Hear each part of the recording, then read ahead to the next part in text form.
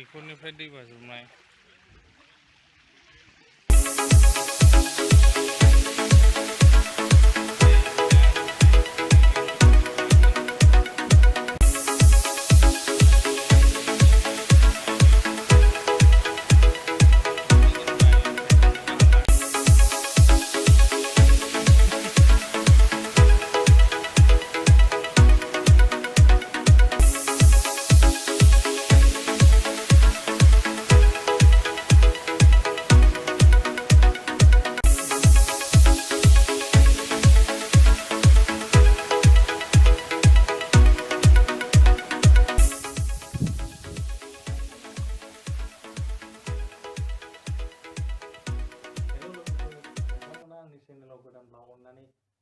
आंनि चेनेलखौ साबस्क्राइब खालाम आरो बेल बटनखौ थुनो दाबाव।